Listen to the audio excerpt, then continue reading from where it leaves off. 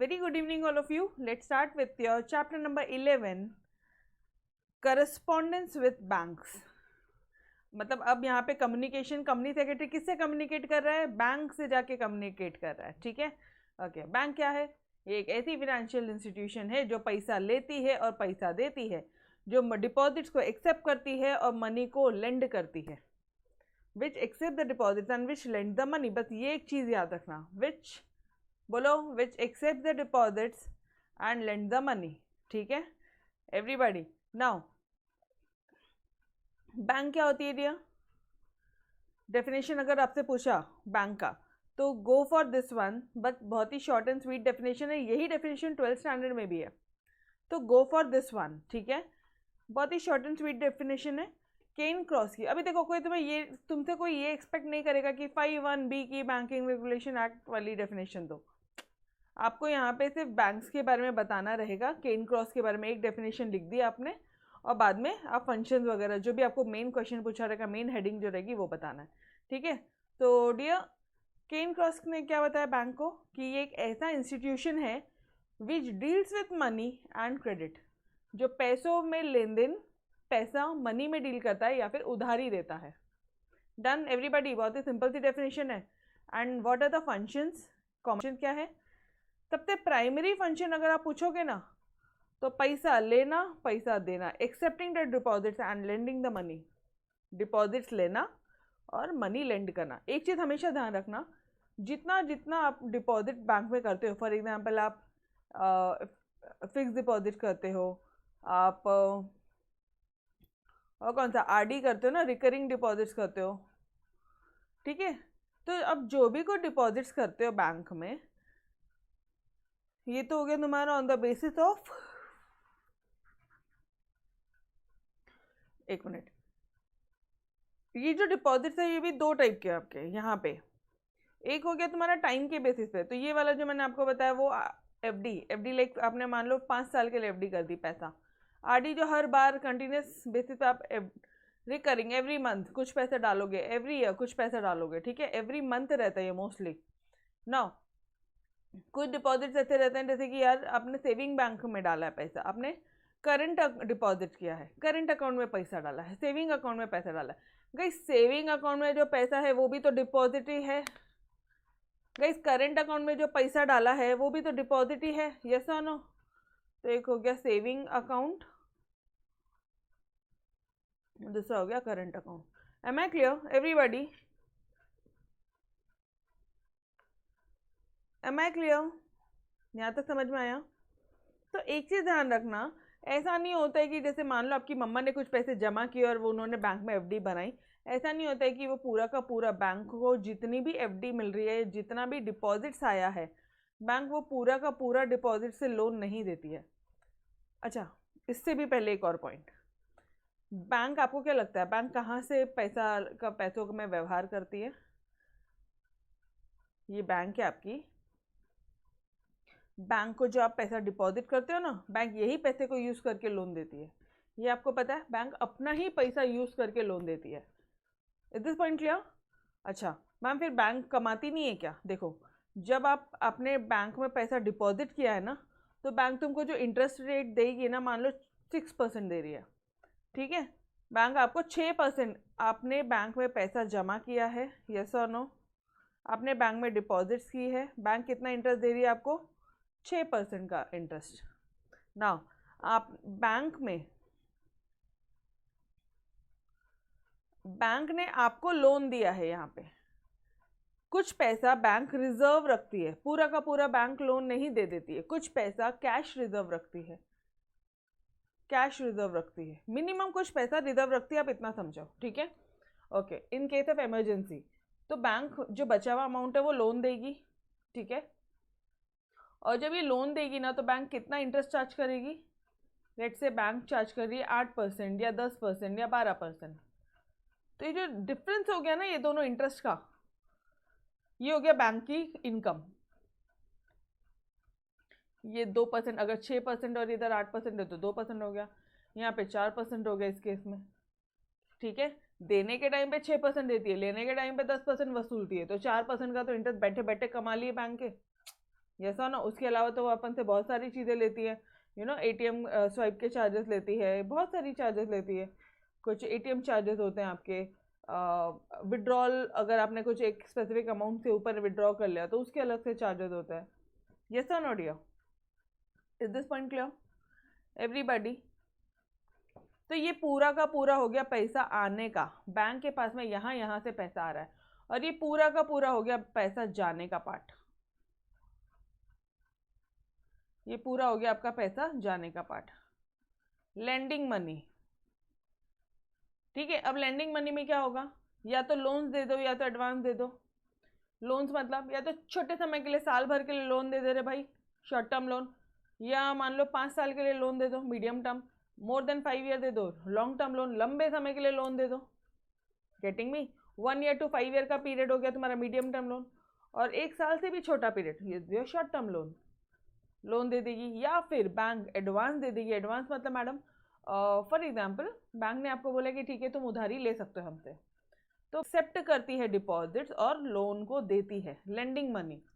Deposits accept करना मतलब demand deposits या फिर टाइम डिपॉजिट। डिमांड डिपॉजिट्स यहाँ पे जब तुम डिमांड करोगे ना, फॉर एग्जाम्पल एफडी ओपन तो कर दी 1 ईयर के लिए, समझने की कोशिश करना, सॉरी एफडी मत लो यहाँ पे।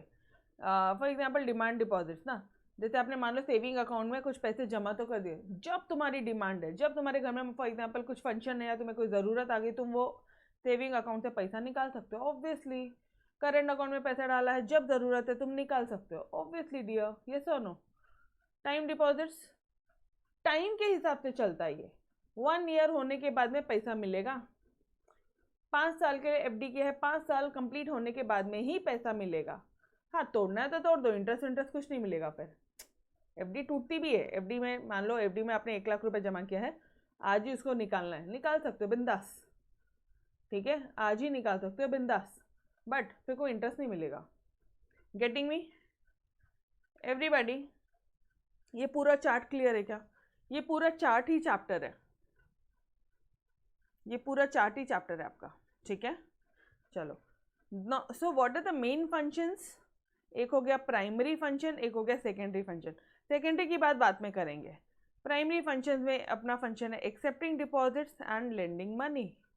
यो accepting deposits, bank deposit accept करती है, तो गई ये प्राइमरी फंक्शन है।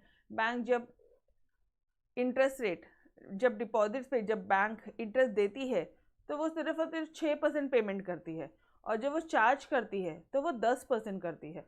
इस तरह से जो difference between this rates, bank ने 4% का प्रॉफिट कमाया। अरे बाबा, बैंक डिपॉजिट पे जो इंटरेस्ट देती है वो 6% देती है, और जब बैंक लेने का काम करती है तो वो 10% पे लेती है। इसका मतलब बैंक ने 4% का इंटरेस्ट कमाया। यस और नो? अब सेम पॉइंट्स रहेंगे, जो भी मैंने अभी तक आपको बताया वो सारे पॉइंट्स रिपीटेड होंगे। Is this point clear? बोलो। यहाँ तक अच्छे से समझा? पक्का? Shall I move ahead? Okay. Now बहुत सारे डिफरेंट टाइप्स है डिपॉजिट्स के, जैसे एक है तुम्हारा डिमांड डिपॉजिट। डिमांड डिपॉजिट्स में क्या बोलोगे? सेविंग डिपॉजिट, करंट डिपॉजिट्स, ठीक है। सेविंग डिपॉजिट्स क्या होता है? जो सेविंग अकाउंट है ये ओपन किया जाता है by people who wish to save a portion of their income. Saving account कौन ओपन करता है? ऐसे लोग ओपन करते हैं जिनको अपने इनकम का कुछ हिस्सा सेव करना होता है। Purpose of this deposit is to encourage habit of saving among people. तुम ये इसमें बैंक में रखो वो पैसा, हम आपको इंटरेस्ट देंगे। तो इसका मेन पर्पज क्या है? कि आप ज़्यादा से ज़्यादा सेव करो। मेन पर्पज क्या है? Is to encourage the saving habit among the people, या फिर आप बोलोगे is to inculcate the saving habit among the people. Yes everybody, is this सब क्लियर? तो डियर एक चीज ध्यान रखना कि सेविंग डिपॉजिट या सेविंग अकाउंट का आप माइंड रखना, ठीक है, कि सेविंग अकाउंट में ही तो सेविंग डिपॉजिट्स होती है। सेविंग डिपॉजिट अब एक नया टर्म हो रहा होगा, बट सेविंग अकाउंट में ही तो सेविंग वाली डिपॉजिट्स होंगी। जो लोग विश टू सेव करेंगे, they part of their the portion of the income, वही तो सेविंग अकाउंट में सेव करेंगे, तो उन्हीं को ही तो सेविंग डिपॉजिट बोलेंगे, बात तो एक ही है। तो यहाँ पे 3 पार्ट्स में मैंने डिवाइड किया आपको, operated by, purpose, withdrawal, facilities. ठीक है एवरीबॉडी, तो ऑपरेट क्यों कर रहे हैं? It is operated by whom? ऐसे पीपल जो विश करेंगे कि भाई उनकी इनकम का कुछ हिस्सा सेविंग कर दी जाए। ओके, पर्पस क्या है इसका? भाई to inculcate saving habit among the people. Withdrawals, आप नंबर ऑफ टाइम्स विड्रॉल कर सकते हो, बट कुछ रिस्ट्रिक्शंस है।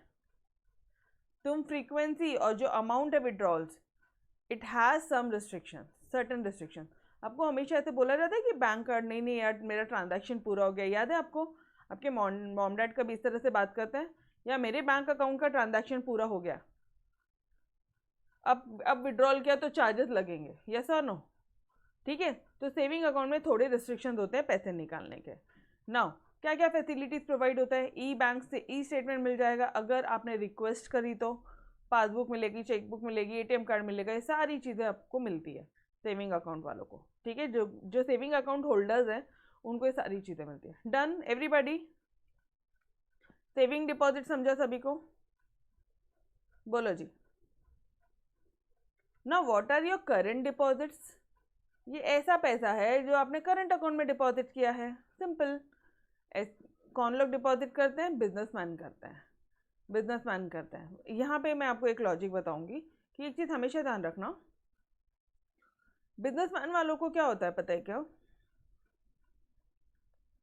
Number of times daily basis पे पैसा जमा करना निकालना। जैसे कैसा होता है, वो लोग कंपनी में या फिर उनकी इंडस्ट्री में या जो बिजनेस है वो लोग इतना कैश नहीं रख सकते, तो ऑन द डेली बेसिस वो लोगों को पैसा जमा कराना होता है, निकालना होता है, जमा कराना होता है, निकालना होता है। तो यार इससे तो दिक्कत हो जाएगी। सेविंग बैंक वाले तो रिस्ट्रिक्शन डाल दिए पैसा निकालने जमा करने में। जमा करने में रिस्ट्रिक्शन नहीं है, निकालने में पैसे में बड़े रिस्ट्रिक्शन रहते हैं। 5 के ऊपर ये लोग अलाउ भी नहीं करते, 3 या 5 जो भी कुछ है अभी करंट सिचुएशन में। ठीक है, तो इसलिए इन्होंने करंट अकाउंट ओपन करवाया। करंट अकाउंट में क्या होता है, आप नंबर ऑफ टाइम्स विड्रॉ कर सकते हो, नंबर ऑफ टाइम्स विड्रॉ कर सकते हो, नंबर ऑफ टाइम्स आप यहाँ पे पैसा डिपॉजिट कर सकते हो। प्लस प्लस प्लस यहाँ पे ना तुम्हें ओवरड्राफ्ट लिमिट भी मिलती है। क्यों? क्योंकि आप बिजनेसमैन हो, आप फर्म्स हो, आप कंपनीज हो। मतलब मैडम, मतलब यहाँ पे अगर तुम्हारे अकाउंट में 10 लाख रुपए है ना ये करंट अकाउंट में, तो तुम फॉर एग्जाम्पल तुम्हारी लिमिट बढ़ा दी उन्होंने 10 लाख से, तो तुम 20 लाख रुपए ओवरड्राफ्ट कर सकते हो, एक्स्ट्रा विड्रॉ कर सकते हो। Getting me everyone? Is this point clear? Is this point clear? OD, OD मतलब ओवरड्राफ्ट, एक्स्ट्रा का विड्रॉ कर सकते हो। फॉर एग्जाम्पल आपको 5 लाख की ओडी दी है, लिमिट जो है तुम्हारी 5 लाख की है, ठीक है, तो इट मीन्स कि आप 5 लाख तक की अमाउंट ओवरड्राफ्ट कर सकते हो, 10 लाख नहीं कर सकते। Is this point clear? पक्का? ओके बात। तो ये जो है ना लिमिट के हिसाब से होती है, बैंक तुमको एक लिमिट डिसाइड करेगा, उस अकॉर्डिंगली सारी चीज़ें होगी। डन? तो कौन ऑपरेट करेगा? फटाफट से मुझे आंसर्स बताओ। बिजनेसमैन करेंगी, फर्म्स करेंगे, कंपनीज करेंगे। अच्छा, विड्रॉल्स में कोई लिमिट है क्या? ना। अमाउंट, कितना अमाउंट का विड्रॉ करना है? एक साथ पूरा का पूरा 10 लाख भी विड्रॉ कर सकते हो। कितनी बार विड्रॉ करना है? कोई लिमिट नहीं है। फैसिलिटीज क्या देते हैं? Same, chequebook, passbook, bank statement, paying slip, everything. OD facility, यहाँ पे देखना, ओडी फैसिलिटी ये एक यूनिक फीचर है करंट अकाउंट डिपॉजिटर्स को। ठीक है, ये एक यूनिक फीचर दिया गया है after following prescribe procedures of the bank. Obviously bank से एक बार आपको बात करनी पड़ेगी, कुछ प्रोसीजर फॉलो करना पड़ेगा, उसके बाद बैंक आपको ओडी फैसिलिटी दे देगी। और वो जो लिमिट है यहाँ पे ये भी हो सकता है कि तुम 5 लाख तक की ओडी निकाल सकते हो, ओवरड्राफ्ट कर सकते हो, ओवरड्रॉ कर सकते हो, विड्रॉ कर सकते हो, ठीक है, या फिर 10 लाख, जो भी कुछ है ये बैंक के प्रोसीजर पे डिपेंड होगा। Am I clear? तो this was your demand deposits, जिसमें 2 आते हैं, saving account and current account, या सेविंग डिपॉजिट बोलते हैं, करेंट डिपॉजिट बोलते हो। Next is your time deposit. Guys time के हिसाब से डिपॉजिट करने का ना, जैसे एफडी। एफडी में यहाँ पे पैसा आप फिक्स पीरियड के लिए रखते हो। इसका मीनिंग क्या है कि हमने यहाँ पे पैसा डिपॉजिट जो किया है वो फिक्स पीरियड के लिए किया है। It is suitable for any person with surplus income. किसके लिए सुपरेटेड है, कौन ऑपरेट करेगा, किसके लिए सुटेबल है, कोई भी बंदा जिसके पास में एक्स्ट्रा की इनकम है, एक्स्ट्रा का पैसा पड़ा है, वो एफडी कर देगा जाके बैंक में। रेट ऑफ इंटरेस्ट, एफडी का rate of interest mostly high होता है, ठीक है। Rate of interest is high for FD. The interest on such deposit is paid either periodically या फिर मैच्योरिटी।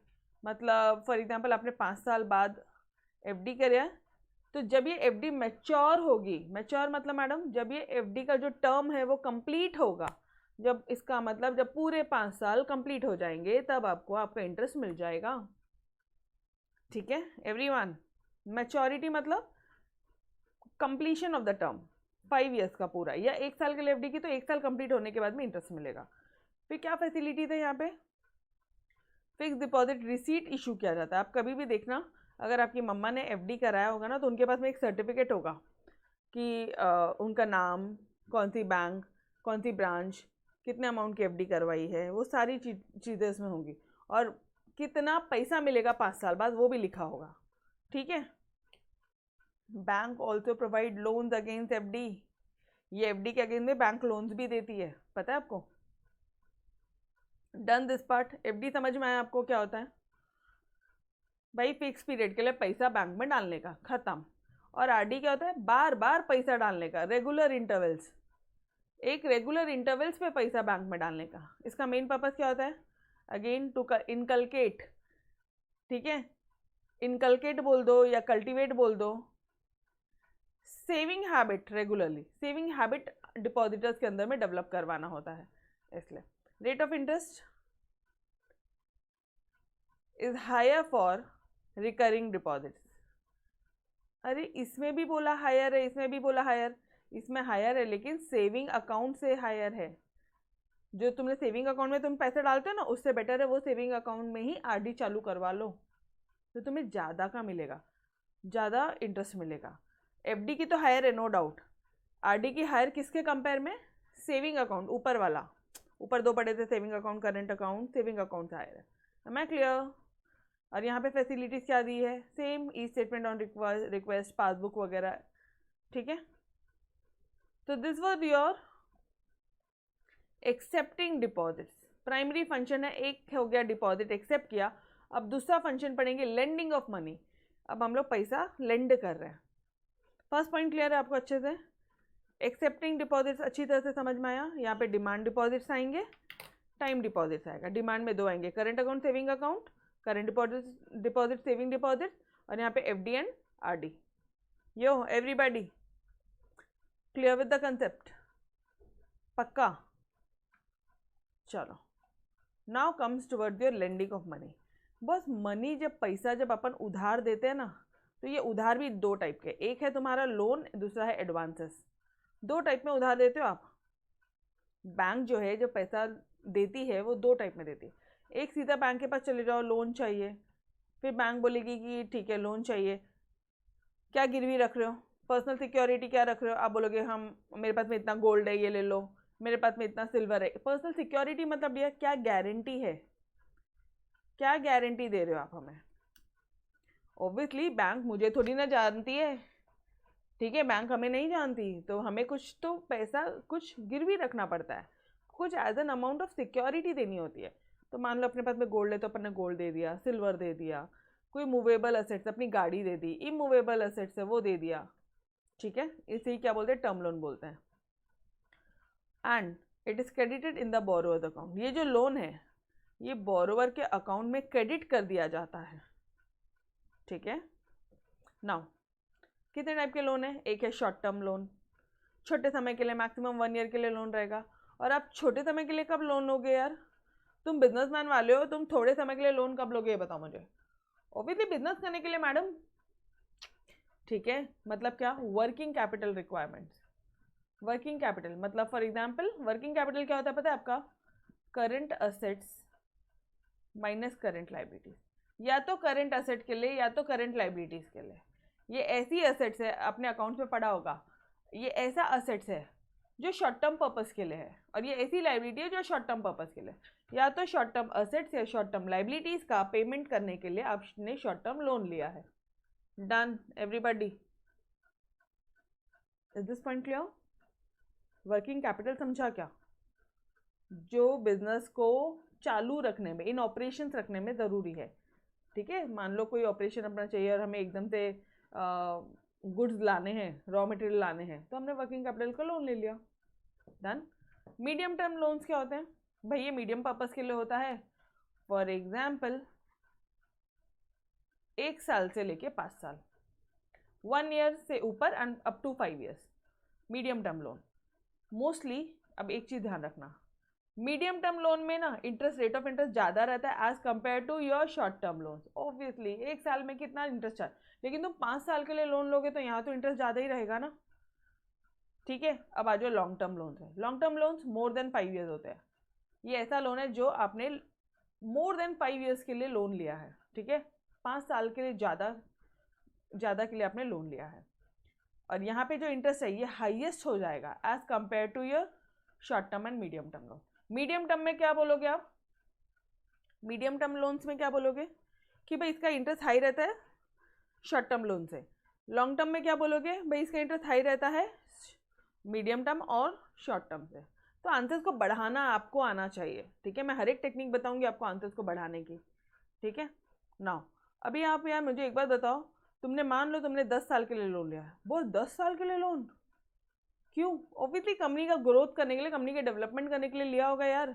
हो सकता है कि आपको, आपने 1 करोड़ का लोन लिया है कि कोई फॉरेन की मशीनरी मंगानी थी, ये मशीन आ गई अगर अपने कंपनी में तो अपना प्रोडक्शन कभी नहीं रुकेगा, अपना सेल्स बहुत अच्छा होगा, और अपन ने तुरंत 5-10 साल में ये पैसा ये भी कर देंगे, अपन चुका भी देंगे, ये पैसा रिफंड भी कर देंगे उनको, लोन का रीपेमेंट भी हो जाएगा।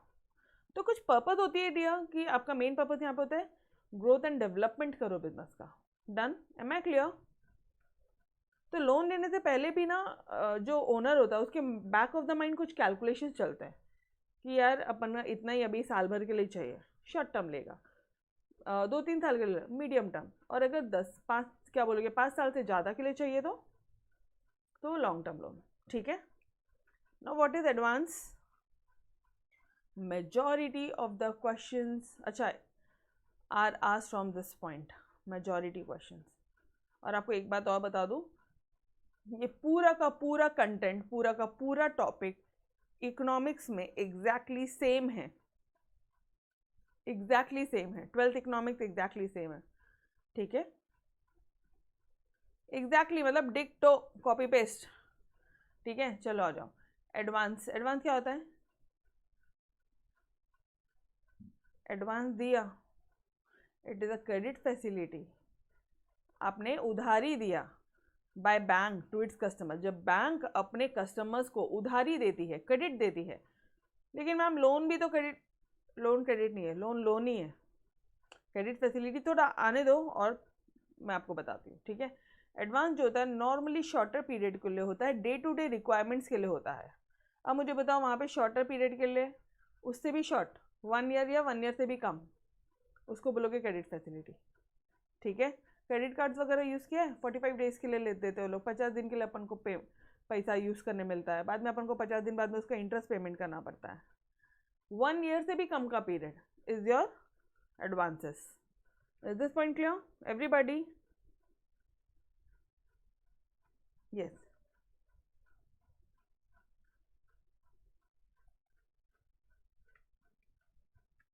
Now in case of advance, advance के केस में ना इंटरेस्ट उसी अमाउंट पे चार्ज होता है जितना अमाउंट विड्रॉ किया है, ना कि जितना सैंक्शन किया। फॉर एग्जाम्पल आपको बैंक ने सैंक्शन लिमिट दे दी है 10 लाख रुपए, सैंक्शन कर दे कि 10 लाख का तुम लोन ले सकते हो। ठीक है जी, लेकिन मान लो आपने सिर्फ और सिर्फ 2 लाख रुपए ही विड्रॉ किए वो अकाउंट से, ओडी अकाउंट से आपने सिर्फ 2 लाख रुपए ही विड्रॉ किए, तो मुझे एक बात बताना, बैंक किस पे चार्ज करेगी? 10 लाख पे इंटरेस्ट चार्ज करेगी या 2 लाख पे? बोलो। 2 लाख पे, 2 लाख ही विड्रॉ किया है बैंक पैसा, बैंक से 2 लाख ही विड्रॉ किया है, तो 2 लाख पे चार्ज करेगी ना, 10 पे क्यों चार्ज करेगी? 10 तो आपने सैंक्शन किया, हमारी जितनी ज़रूरत होगी हम उतना लेंगे पैसा। Is this point clear everybody? क्या ये पॉइंट्स क्लियर है आपको?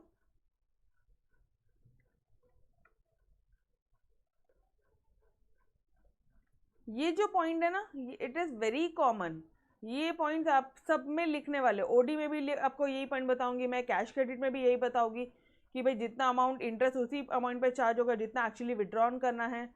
यहाँ पे कहाँ है, हाँ, इंटरेस्ट उसी वही अमाउंट पे चार्ज होगा जितना आपने ओवरड्रॉ किया, एग्जैक्टली सेम है। ठीक है, चलो आ जाओ। Now what are the types of advances? कितने टाइप्स होते हैं एडवांसेस के?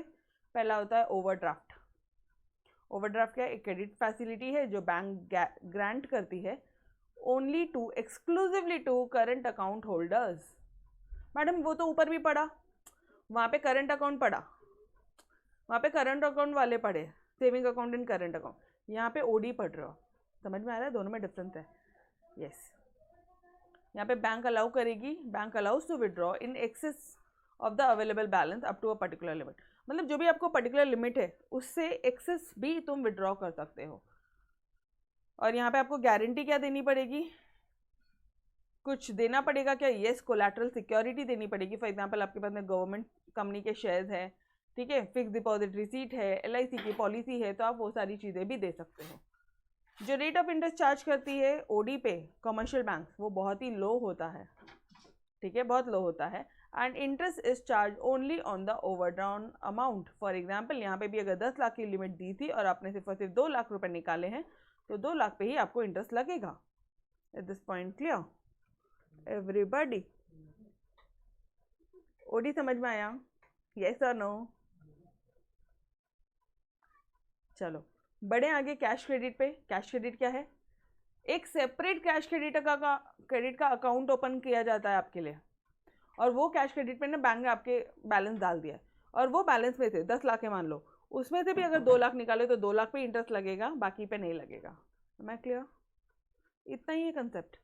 To take advantage of this facility, separate अलग से cash credit account is to be open. Security again देनी पड़ेगी, लेकिन यहाँ पे सिक्योरिटी क्या हो जाएगी? फॉर एग्जाम्पल रॉ मटेरियल है, फिनिश गुड्स है, ये सब भी सिक्योरिटी के तौर पे एक्सेप्ट किया जाता है। और the cash credit allows the borrower to withdraw an amount to a specific limit. एक स्पेसिफिक लिमिट तक ही आप अमाउंट विड्रॉ कर सकते हैं। सवाल ही नहीं उठता यार, वो लिमिट बैंक दे देगी आपको 10 लाख हर एक। यार बैंक ऐसे खाली नहीं बैठेगी तुम्हारे पास में तुम बिजनेसमैन हो तो हाँ लेके जाओ, जो इतना पैसा लेके जाओ। हर एक क्वेश्चन में यहाँ पे भी देखो एक लिमिट है, यहाँ पे भी एक लिमिट है, यस और नो? और अगर वो लिमिट से तुम मतलब जितना अमाउंट विड्रॉ कर रहे हो उसी पे आपको इंटरेस्ट देना पड़ेगा। Is this point clear? ये पॉइंट समझ में आया आपको? Cash credit done, OD done, पक्का? एनीवन हैविंग एनी डाउट दिया? अच्छा एक और फोकट की लाइन लिखिए कि बोरोअर कब विड्रॉ करेगा अमाउंट? ऑब्वियसली जब उसको ज़रूरत है तब। ठीक है। Now what is discounting of bills? अभी एक चीज़ समझना, ये जो होता है ना, जैसे बिल्स ऑफ एक्सचेंज क्या होता है डियर, पता है क्या? पहले तो एक बार बताओ, आपको 11th अकाउंट में बिल्स ऑफ एक्सचेंज का चैप्टर है क्या? 11th स्टैंडर्ड में बिल्स ऑफ एक्सचेंज है क्या चैप्टर? बिल्स ऑफ एक्सचेंज नहीं है ना, 12th में है वो। यस, तो ठीक है, आ जाओ फिर। बिल्स ऑफ एक्सचेंज क्या होता है पता है क्या? फॉर एग्जाम्पल मुझे कोई एक पार्टी है, मुझे उनको पेमेंट करना है, ठीक है, तो मैंने उनका नाम लिखा और मैंने बोला कि भाई 3 महीने बाद में मैं आपको 50,000 रुपीज़ पेमेंट कर रही हूँ। 3 महीने बाद में मैं आपको 50,000 रुपीज़ पेमेंट कर दूंगी और मैं यहाँ पे मेरा साइन कर दूंगी। तो this is a negotiable instrument बोल दो, या इसे ही क्या बोलोगे आप?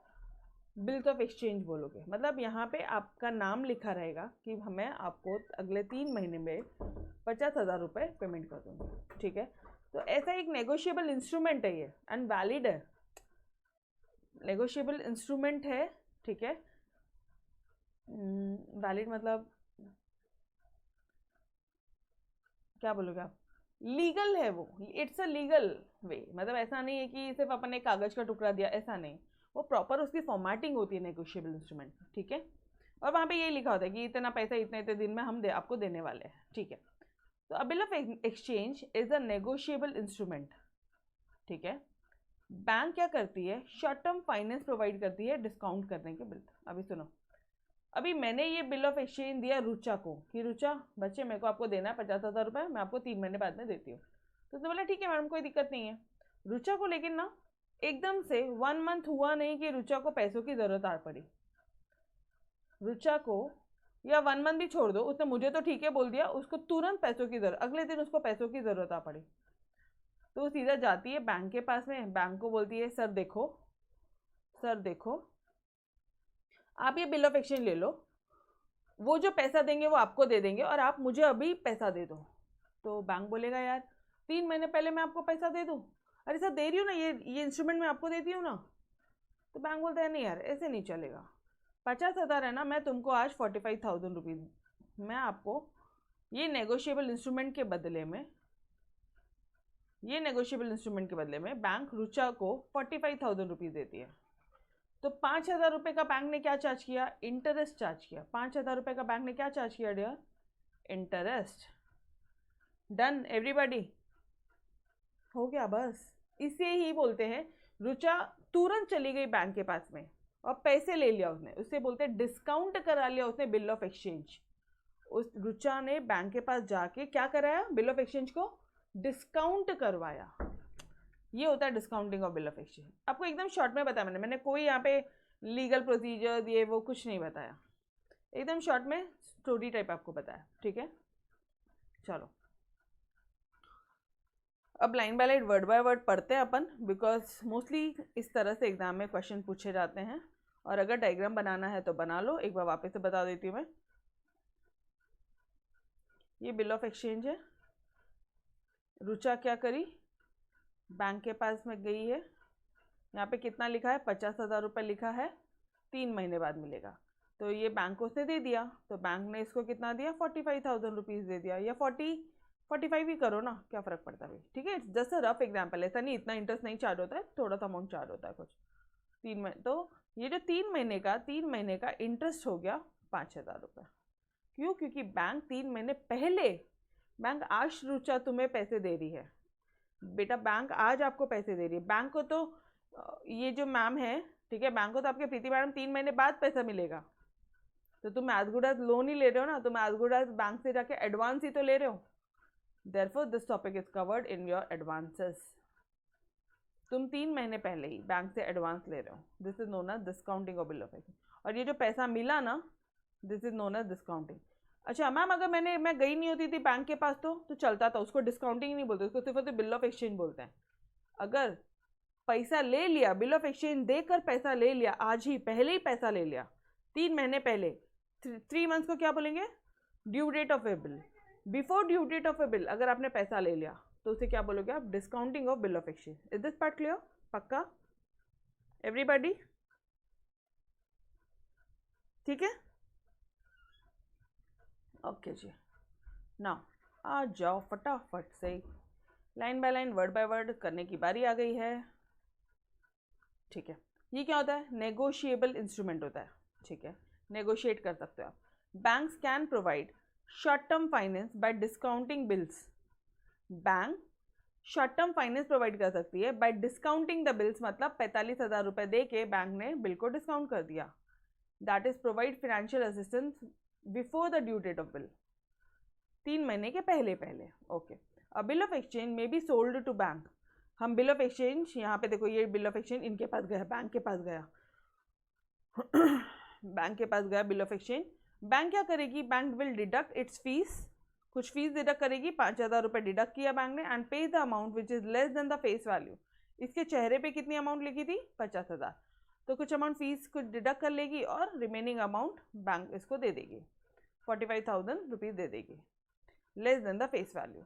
बैंक और credit institution then collects full value of the bill of exchange. मेरे से तो वो पूरा कलेक्ट करेगी ना 50,000 रुपये, क्योंकि उन्होंने मुझे तो पूरा टाइम दिया, 3 महीने का टाइम दिया। आफ्टर 3 मंथ्स वो मुझसे पूरा पैसा कलेक्ट करेगी। Is this part clear everybody? तो जो भी पूरी स्टोरी थी वो पूरी की पूरी लिख देनी है और कुछ नहीं करनी है, ठीक है, पक्का? अरे बैंक, एक बार वापस से देखो, फायदा क्या हो रहा है? बैंक को पैसा कितना मिल रहा है? 50,000। बैंक कितना दे रही है? 45,000। बीच का क्या हो गया आपका? बैंक का क्या हो गया, 5,000 रुपये का प्रॉफिट, और क्या यो। ओके, तो एडवांसेस खत्म। क्या क्या पढ़ा अपन ने, कितने टाइप्स ऑफ एडवांसेस है, एक ओवरड्राफ्ट जो करंट अकाउंट वालों के लिए exclusively which is use for current account holders, एक हो गया कैश क्रेडिट, अलग से कैश क्रेडिट अकाउंट ओपन हो जाएगा, वहाँ पे बैंक आपको डाल देगी पैसा, सैंक्शन कर देगी, और जितना अमाउंट आप विड्रॉ करोगे उसी अमाउंट पे आपको इंटरेस्ट देना पड़ेगा, दैट्स इट। डिस्काउंटिंग और बिल ऑफ एक्सचेंज अभी का भी अपन ने क्या, ठीक है। नाउ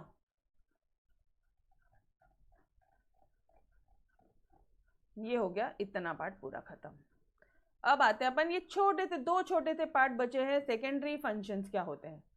बैंक और भी फंक्शन परफॉर्म करती है, आपको पता है, बैंक एजेंसी का काम भी करती है और बैंक यूटिलिटी फंक्शन भी प्रोवाइड करती है। अब ये क्या होते हैं मैडम, आ जाओ देखते हैं। एजेंसी फंक्शन मतलब बैंक आपके बिहाफ में पेमेंट कर देगी, बैंक आपके बिहाफ में कैश कलेक्ट कर लेगी, चेक्स कलेक्ट कर लेगी। कैसा होता है, बड़ी बड़ी कंपनीज को इतना टाइम नहीं होता है कि वो ये सारे फोकट के काम करते बैठे, तो वो बैंक को ही ऑथोराइज कर देते हैं। देखो, there are two main types of function, एक होता है एजेंसी फंक्शन, एक होता है यूटिलिटी फंक्शन। एजेंसी फंक्शन क्या होता है, आपके बिहाफ में बिल्स कलेक्ट करना, चेक कलेक्ट करना, ठीक है, आपके बिहाफ में बिल्स का पेमेंट करना, रेंट पेमेंट कर दिया, इंश्योरेंस पेमेंट कर दिया, इलेक्ट्रिसिटी पेमेंट कर दिया। गाइस इतनी सारी कंपनी है, इतने सारे ब्रांचेस हैं, घर का, ऑफिस का, इसका कैसे ध्यान रखे कि कब किसका बिल पेमेंट करना है। मतलब ये तो ऐसा हो जाएगा कि मुझे एक बंदे को ही अपॉइंट करना पड़ेगा, मतलब एक बंदे को अपॉइंट करना पड़ेगा जिसको मेरे को बोलना पड़ेगा कि तू मेरे सारे बिल का पेमेंट करते रहे, ठीक है, ऐसी वाली हालत हो जाएगी।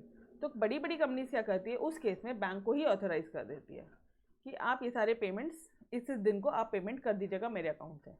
एम आई क्लियर, ठीक है। देखो पहले पॉइंट्स आ जाएंगे पैसे आने के, बिल आना, चेक आना, डिविडेंड आना, इंटरेस्ट आना, सैलरी आना, टाइम टू टाइम सर आप ये दोनों चीज़ें ले लो मेरी और मेरे अकाउंट में डिपॉजिट कर देना, ठीक है। पेमेंट करना, rent, insurance, electricity bill, purchase करना, सेल करना सिक्योरिटीज़ को, शेयर्स को परचेज और सेल करना, ठीक है। उसके बाद में मनी को ट्रांसफ़र करना, ऑब्वियसली पैसा ट्रांसफ़र भी तो बैंक करती है। उसके बाद में fulfil standing instruction of depositors, मतलब कई बार डिपॉजिटर जो पैसा डिपॉजिट करता है वो उसने कुछ इंस्ट्रक्शन दिया तो उसके इंस्ट्रक्शन भी फॉलो करना। एक्ट एज अ ट्रस्टी, अगर आपके बिहाफ में कुछ पैसा मिला है तो वो ट्रस्टी एक्ट करेगा, वो executor of will and attorney act करेगा, ठीक है। Executor of will and attorney मतलब, विल मालूम है, विल वसीयत, अरे बोलते ना ये दादाजी की वसीयत है, ऐसे अगर उसके बिहाफ में कुछ पैसा मिलने वाला है तो वो उसके लिए भी एज एन अटॉर्नी एक्ट करेगा, एज एन ट्रस्टी एक्ट करेगा, ठीक है। Act as a banker to the issue and lead manager for the company. अभी ये क्या होता है, कैसा होता है, कंपनी जब शेयर इशू करती है ना, जब आईपीओ एफपीओ इशू किया जाता है तो कंपलसरी ये लीड मैनेजर, ये बैंकर टू द इशू का अपॉइंट करना पड़ता है। तो ये जो काम है ना तुम्हारा, ये दोनों काम कंपनी बैंक करती है, ठीक है, banker to the issue and lead manager. Is this point clear, पक्का। नो, यूटिलिटी फंक्शन में क्या देती है, यूटिलिटी मतलब यूजफुल फंक्शन, क्या देती है तुम्हें यूज करने के लिए, लॉकर फैसिलिटी मिलती है हमको, लेटर ऑफ क्रेडिट मिलता है, ठीक है। Dealing in foreign exchange, foreign exchange में भी डील करके देती है बैंक अपन को, डॉलर्स के बदले में रुपए देना, रुपए के बदले में डॉलर देना, जो भी कुछ है। एटीएम कार्ड देती है, क्रेडिट कार्ड देती है, डेबिट कार्ड देती है, फिनेंशियल पोजीशन का स्टेटस रिपोर्ट देखती है वो आपको, मतलब तुम्हारे पास में कितना पैसा है, आपकी फिनेंशियल पोजीशन कैसी है, उसका स्टेटस रिपोर्ट भी आपको बैंक देती है, ठीक है। बाइंग एंड सेलिंग, शेयर्स खरीदना बेचना, ये भी बैंक करवा के देती है। ट्रैवलर्स चेक, क्या होता है मैडम ये ट्रैवलर्स चेक, इधर आ जाओ, इसको छोड़ो, ठीक है, यहाँ पे लिखा है मैंने।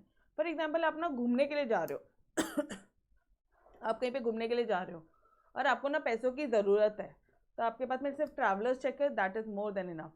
While touring, this instrument enable the customer to withdraw money with while touring.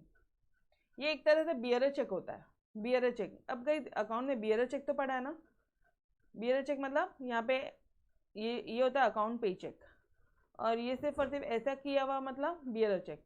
तो ये जो चेक है ना, ये जिसके पास में है, समझो उसके पास में वो सीधा बैंक में जाके कैश निकाल सकता है।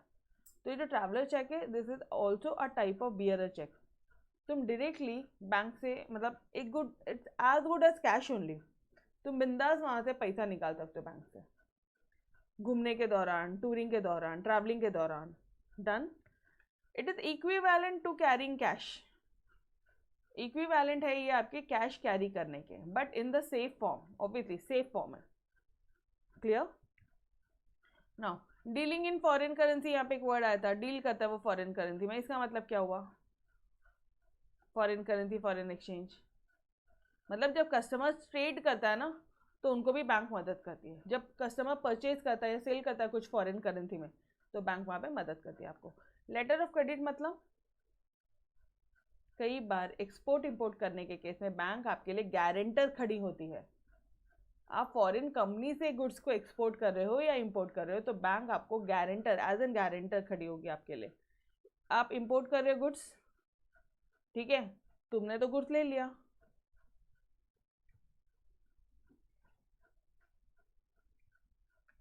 तुमने तो गुड्स ले लिया, ठीक है, लेकिन पैसा कौन देगा? तो बैंक आपके लिए गारंटर खड़ी होगी। Is this point clear? कि घबराओ मत, मेरा ही पार्टी है ये इंडिया का, हम इसे जानते हैं, इसका बहुत सालों से हमारे पास में अकाउंट है, तो आप चिंता मत करिए, ये बंदा आपका पैसा दे देगा, और अगर नहीं दिया तो हम आपको देंगे। समझ में आया? गारंटर का काम करता है। लेटर ऑफ क्रेडिट यार, मतलब गारंटर, ठीक है, ओके। फिर और क्या? RTGS, NEFT, ECS, national automated clearing house, ये सारी फैसिलिटीज बैंक अपन को देती है, मतलब तुरंत अकाउंट ट्रांसफर हो जाता है आरटीजीएस, एनईएफटी में, ठीक है। Done dear everybody, is this point clear? तो these are your utility functions and your agency functions. Agency मतलब आपके बिहाफ में वो एक एजेंट बनती है, और यूटिलिटी फंक्शन मतलब आपको यूजफुलनेस के लिए कुछ फंक्शंस परफॉर्म, आपके फायदे के लिए कुछ, आपको आपके यूज के लिए कुछ, आपके फायदे के लिए आपको कुछ वो फंक्शंस देती है।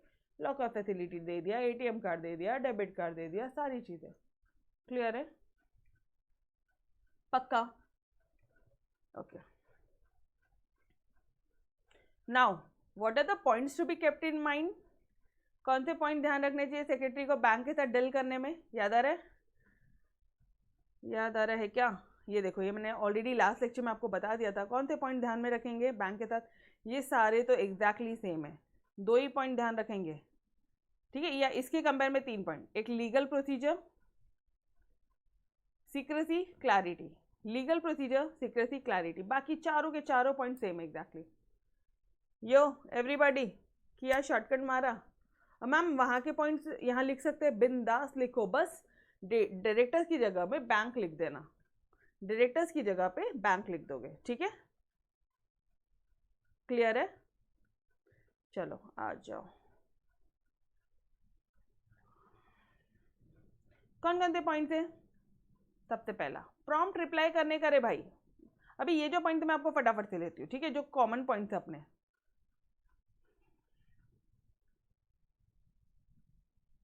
ये क्यों काम नहीं कर रहा?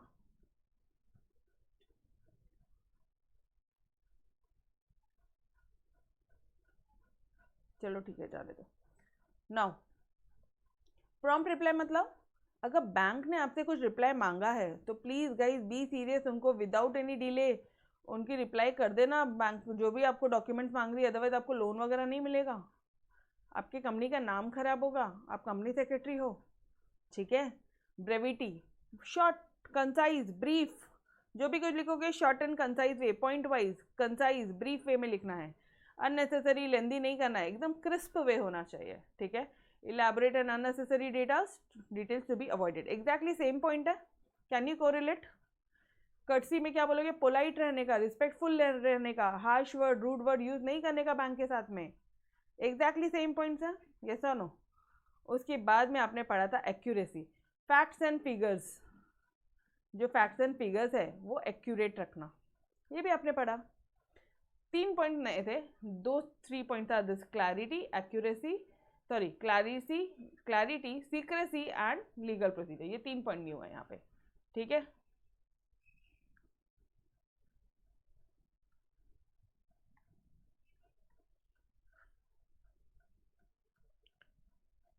Clarity, secrecy and legal procedure. सिर्फ ये 3 पॉइंट यहाँ पे मार्क करके रखो और यही अब यहाँ पे पढ़ना है, ठीक है, बाकी वहीं का नॉलेज लिखना है। नाउ क्लैरिटी मतलब secretary must ensure clarity in his communication. जो भी तुम बैंक के साथ बातचीत कर रहे हो उसमें क्लैरिटी होनी चाहिए, कोई भी मिस इंटरप्रिटेशन नहीं होना चाहिए। आप एकदम करेक्ट और अपडेटेड और क्लियर डेटा बताओगे, ठीक है, आप एकदम correct, clear and updated knowledge दोगे बैंक को, ठीक है। नाउ सीक्रेसी में क्या बोलोगे? It is essential that secretary जो है वो सीक्रेसी मेंटेन करे, क्योंकि आपकी डीलिंग बैंक के साथ हो रही है, आपका उठना बैठना बैंक के मैनेजर्स के साथ है और आपको कंपनी के अंदर की बातें पता है, तो वो जो कॉन्फिडेंशियल मैटर्स है प्लीज सीक्रेसी मेंटेन करियो, लोगों के साथ में डिस्क्लोज मत करियो, वही बोल रहा है। And ensure that confidential matters of the company are not to be disclosed. It should be maintained. Therefore, company secretary must maintain secrecy. Is this point clear?